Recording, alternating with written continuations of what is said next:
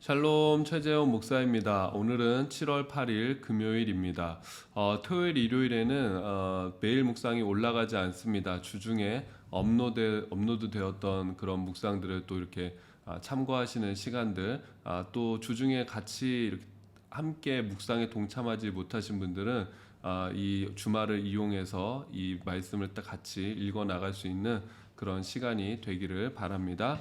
오늘은 사도행전 6장 말씀을 함께 묵상하도록 하겠습니다.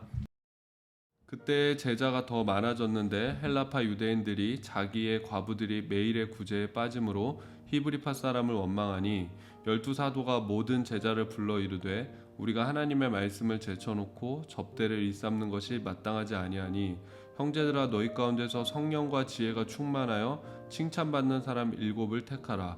우리가 이 일을 그들에게 맡기고 우리는 오로지 기도하는 일과 말씀 사역에 힘쓰리라 하니 온 무리가 이 말을 기뻐하여 믿음과 성령이 충만한 사람 스데반과 또 빌립과 브로고로와 니가노르와 디몬과 바메나와 유대교에 입교했던 안디옥 사람 니골라를 택하여 사도들 앞에 세우니 사도들이 기도하고 그들에게 안수하니라.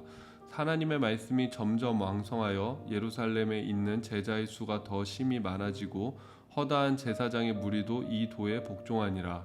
스데반이 은혜와 권능이 충만하여 큰 기사와 표적을 민간에 행하니 이른바 자유민들 즉 구레네인 알렉산드리아인 길리기아와 아시아에서 온 사람들의 회당에서 어떤 자들이 일어나 스데반과 더불어 논쟁할세 스데반이 지혜와 성령으로 말함을 그들이 능히 당하지 못하여 사람들을 매수하여 말하게 하되 이 사람이 모세와 하나님을 모독하는 말을 하는 것을 우리가 들었노라 하게 하고 백성과 장로와 서기관들을 충동시켜 와서 잡아가지고 공회에 이르러 거짓 증인들을 세우니 이르되 이 사람이 이 거룩한 곳과 율법을 거슬러 말하기를 맞이 아니하는도다.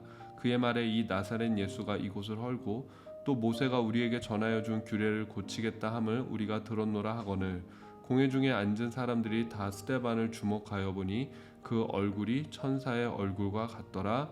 아멘. 오늘 우리가 묵상할 제목은 세워진 7사람이라는 제목으로 또 같이 말씀을 생각해 봤으면 좋겠습니다. 사도행전 6장에서는 예루살렘 교회가 초대형 교회로 부흥되어진 것을 볼 수가 있습니다. 수천 명의 사람들이 모여서 매일 예배를 드리고 식사를 함께하며 교제하는 그런 일들이 지금 예루살렘 안에서 교회를 또 세워지고 이런 일들이 일어나고 있는 것입니다.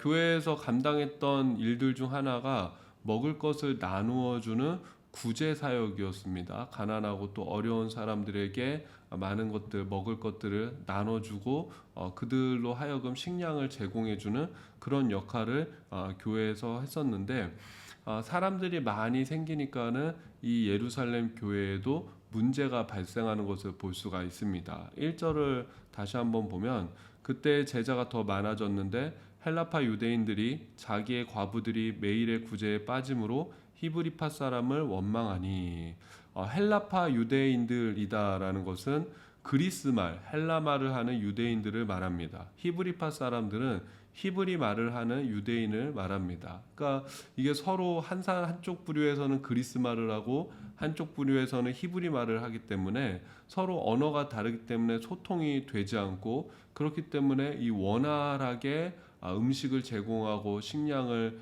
제공받는 그런 일들이 원활하게 이루어지지 못하는 것을 볼 수가 있습니다. 특별히 히브리 말을 하는 사람들이 먼저 음식을 받게 되고 헬라 말을 하는 사람들은 나중에는 음식을 받지 못하게 되는 그런 문제가 지금 초대교회 안에서 생겼다라는 것입니다. 우리가 참 그런 구호를 많이 들어보셨을 것입니다. 초대교회로 돌아가자라는 그런 구호를 우리가 많이 외치는데 우리가 이 초대교회에 너무 큰 환상을 갖지 않는 것이 좋습니다. 왜 무슨 말이냐면은 초대교회도 분명히 문제가 있는 교회였습니다. 사람들이 모이는 곳에는 항상 문제가 생기기 마련이죠. 그래서 여러분 초대교회 뭐 고린도 교회나 여러 가지 교회 갈라디아 교회나 뭐 예루살렘 교회나 보십시오. 문제 없었던 교회는 한 교회도 없었습니다. 초대교회라고 해서 되게 이상적이고 완벽하고 완전한 그런 교회는 아니었다라는 것입니다. 무슨 말이냐면 교회 안에서 어떤 문제가 발생했을 때 이 교회가 뭐 하나님의 교회가 아닌가 보다, 하나님이 정말 사랑하는 교회가 아닌가 보다, 그런 의미가 아니라 사람들이 모이는 곳에는 문제가 발생할 수밖에 없고, 사람들이 많이 모이면 많이 모일수록 문제는 더 많아질 수밖에 없다라는 것입니다. 근데 중요한 것은 뭐냐면은 건강한 교회는 문제가 없는 교회가 아니라, 건강한 교회는 문제가 생겼을 때 그 문제를 해결해 나가는 교회죠. 그 문제를 해결해 나가기 위해서 노력하는 교회, 그 문제를 극복하는 교회, 그 교회가 건강한 교회입니다. 그런 의미에서 초대교회는 건강한 교회다라고 할 수가 있습니다.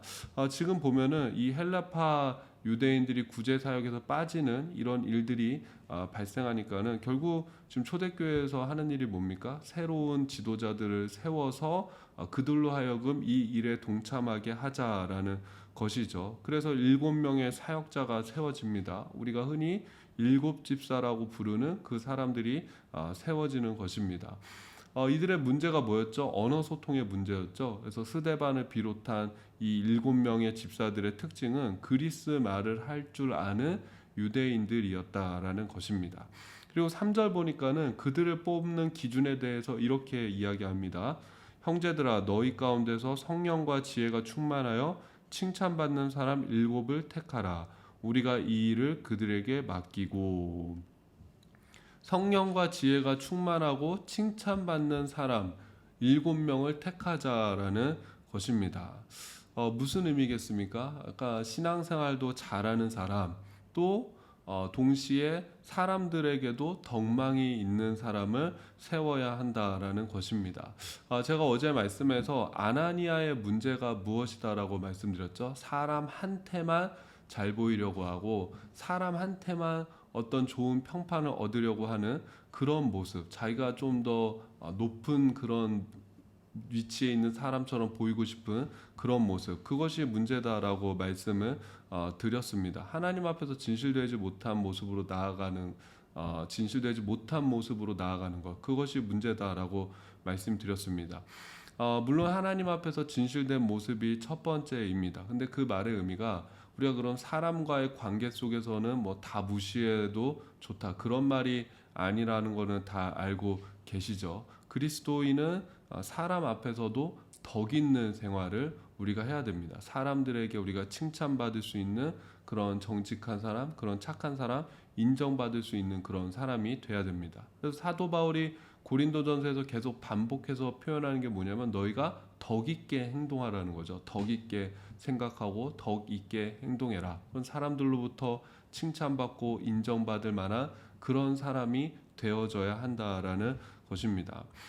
그렇게 7집사가 세워졌습니다. 하나님께도 인정받고 또 사람에게도 칭찬받는 그 7명의 사람이 세워지자 결론이 뭐였죠? 하나님의 말씀이 더 왕성해졌다라고 증거합니다. 그러니까 말씀이 힘을 얻고 교회가 더욱 부흥되었다라는 것입니다.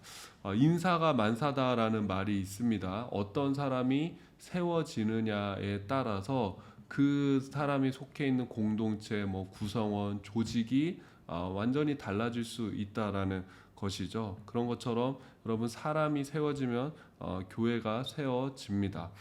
우리 교회도 정말 초대교회 이 7집사와 같이 성령과 지혜에 충만하고 또 칭찬받는, 인정받는 그런 사람들이 더 세워질 수 있기를 우리가 같이 힘모아 기도했으면 좋겠습니다. 오늘의 묵상 질문입니다. 나는 충만한 신앙생활을 하고 있습니까? 믿음과 성령이 내 안에서 넘치게 그렇게 흘러 넘치고 있습니까? 제가 그런 표현을 자주 씁니다. 저전력 모드로 살지 맙시다. 영적인 저전력 모드로 살지 맙시다. 스마트폰을 일부러 저전력 모드로 놓고 쓰는 사람은 없죠. 내가 배터리가 20% 아래로 떨어져서 저전력 모드가 됐다 하면 얼른 그 케이블 찾아갖고 배터리 충전시켜갖고 그래서 스마트폰을 정상적인 모드로 가동시켜서 사용하지 않습니까? 저전력 모드로 살면 기능이 떨어지는 거죠.